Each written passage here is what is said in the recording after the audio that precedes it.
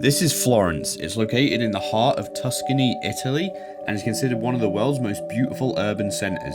Its large collection of Renaissance art and architecture fill the streets and charm its visitors. From the dominating Duomo to the Piazzale Michelangelo, and the historic cobbled streets you can explore. We had the pleasure of spending a day in this jewel of a city and got to take in some of its finest sights, cycle the streets, and devour some delicious authentic Italian cuisine. In this video, I'm going to share some of the experience with you and recommend a few things for if you're planning on visiting Florence. And if you're interested in more content like this, head over to my channel where I share plenty of videos on travel and tourism alike. I've never been through so many tunnels in my life. It's a lot of tunnels. Like driving into Tuscany, some of these tunnels are like 2.5 kilometers. It's pretty cool knowing this is where Michelangelo and Leonardo da Vinci were from. Prosciutto ham, meatballs. Clean, empty place, nothing on everything. That was amazing. Despite how busy it can get up here, it's still worth coming for. When you get close up to it, it really is, it's huge. It takes ages to walk just around the outside. See ya. This sucks. There's an app you could get, you could basically get the bikes either in the city or here or where we're. So I was got knocked out by some Italian woman. I was going to take out this Italian guy. It's great fun though. I'd think you're a bit weird if you didn't check it out while you're here. Pretty sick. Yeah. Awesome. She's a vegan. Woo! I've never been through so many tunnels in my life. Like a lot of tunnels. Like driving into Tuscany, heading to Florence right now, and it's just tunnel after tunnel after tunnel. And some of these tunnels are like 2.5 kilometers. I think that other one was about 4 kilometers Yeah, it long. was like a 4 kilometers. We were in it for ages. When we came out the other end, the sunlight was like. I've forgotten what sunlight looked like. Yeah. So Tuscany is considered one of the most beautiful places on the planet by a lot of people. This is Florence we're heading to. It's Tuscany's capital. You can see from the roads how beautiful and welcoming it is here. The blue skies, the scenery, the umbrella pines that are associated with this area of Italy, along with these nice panoramic views of the Tuscan hills that fade off into the distance.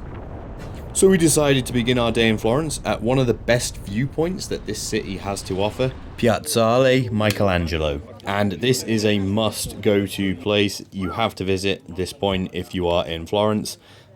Despite how busy it can get up here, it's still worth coming for. As you can see, you get a great scope of how big the city is, its location. You can see how big its most famous feature is, the Florence Cathedral, also known as the Duomo, alongside the Ponte Vecchio, which is the famous bridge with all the shops on. Just for context, we are here in mid-June, so mild temperature warning. It was extremely hot. We felt it, and if you're planning on coming this time of year as well, you will feel it too. Just a heads up. The first thing we did when we got into Florence was go for some lunch. We went to this place called Pino Sandwiches, which I highly recommend. They make the sandwiches right in front of you. There's so many different fillings to choose from. I had it was like a chicken schnitzel with some mozzarella, garlic and hot sauce. It was really nice. So if you're looking for a lunch snack of the sort, definitely recommend this place.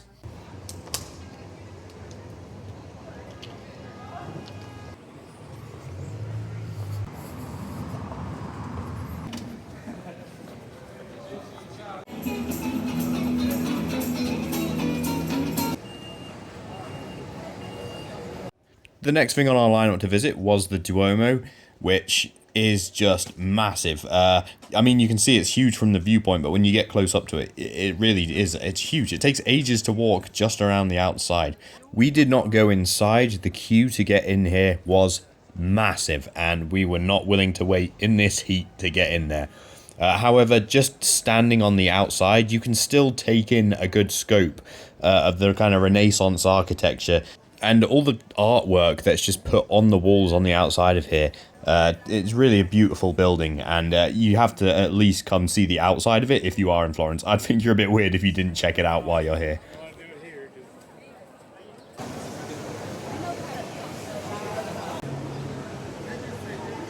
So Florence was the home to both Leonardo da Vinci and Michelangelo. They're probably the two most well-known names associated with this city.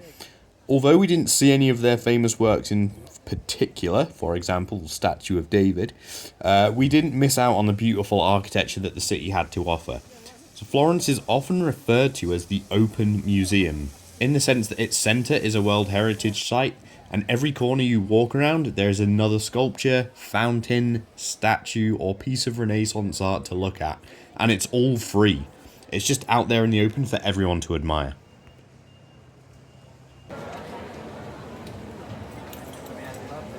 And like any city, Florence does have its local market areas. So if you're looking for non-brand name items, souvenirs and whatnot, it has those kind of markets for you to explore.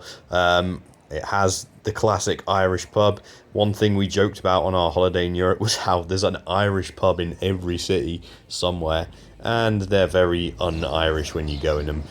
Next up, we visited Florence's most famous bridge. This is the Ponte Vecchio. It's basically a massive bridge with loads of shops on it and a little bit of architecture. It reminded me a little bit of a larger version of the Rialto Bridge in Venice. So just bear in mind, this is quite a popular bridge. There's a lot of tourists here, a lot of photo taking. So hard to get shots about other people in it. Yeah.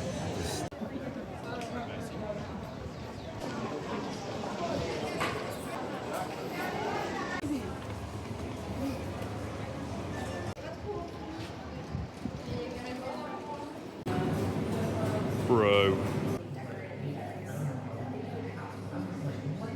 I highly recommend just exploring the streets in this city, like any traveller would. Again, it's worth exploring them because you can just take in the facades, walking down these medieval streets and alleys that suddenly turn into urban landscapes. Like I say, it's a World Heritage Site, so you never know what's going to pop up around the corner. And you never know when you might accidentally run into a new viewpoint.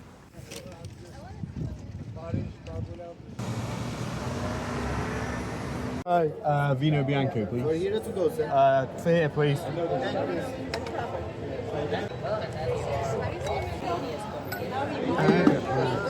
Thank you.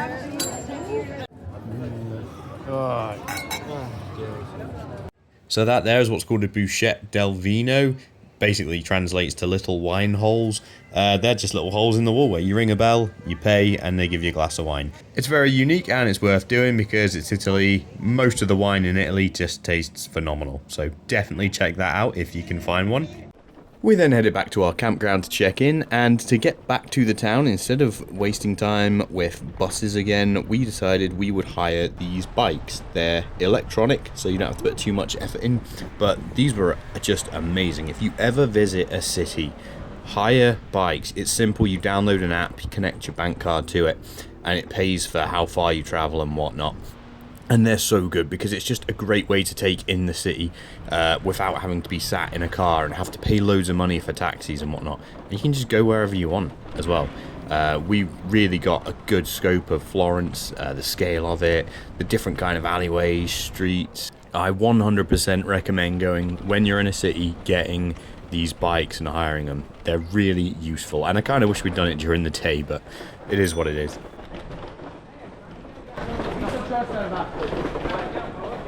See ya! Oh, this sucks! Also, just a heads up, your bike can run out of battery. It happened to me when we first set off. It happened to my friend here. So make sure you pick a bike. It'll tell you on the app the battery's life. And also, when it comes to parking, there are designated spots around the city in which you can park your bikes. And you simply just take a photo of it, put it in the app, just to prove that you've parked it somewhere it's supposed to be. Quizzy. He's like the two wheels on the back and one at the front. But it was really thin, it was like a city car. Jamie Clarkson drove it once in Top Gear. We then went to eat at a really, really nice restaurant. If you're looking for that authentic Italian kind of food that you don't find so much in the touristy places because they're also touristy.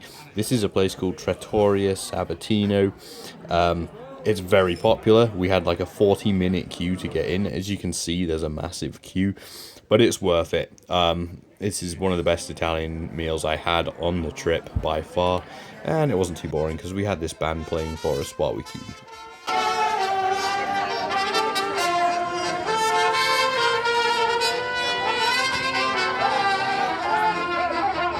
And just as a taster for what the food was like, I had this prosciutto ham as my first course. I then had a pasta, which I forgot to film because I was so hungry and ate it. But you also got the salad, and these are homemade meatballs. Course is just clean, empty plate, nothing on everything. That was amazing. And finished off with a nice Italian coffee. We then got back on our bikes where we cycled around Florence. Again, this was really nice as it was getting dark because it had cooled down a lot and the streets were a lot quieter, so a lot more easy to cycle around. And we were basically heading back to the Michelangelo viewpoint.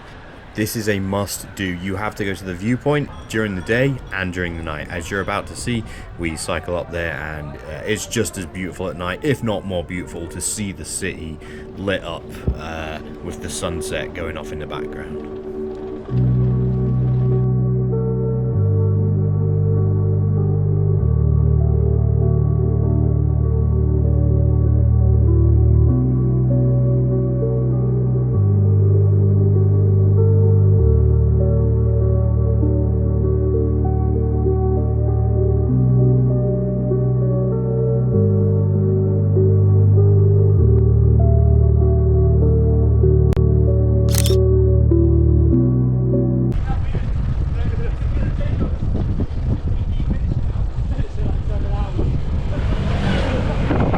Bye, bitch. Alright, that was cycling through Florence. So I was got knocked out by some Italian woman. No, I was going to take out by some Italian guy. Got passionate. In all seriousness, great fun though. That was good. So you get that on it. There's an app you could get. You download. You enter your bank details. Was it? Yeah. What's it called again? Ride Movie. Ride Movie, and you basically get the bikes either in the city or here where we're staying. It's like every city bikes. Yeah, and you basically pay for what you cycle, and you unlock and lock your bike. But pretty sick. Yeah. Awesome. All in all, Florence is definitely worth the visit. It is a beautiful city. If you are coming here, you could potentially spend a good 2 days here. We didn't go into any paid attractions or anything. This was just 1 day of exploring. Other than that, if you like this video, like, comment, subscribe, and I'll see you in the next one.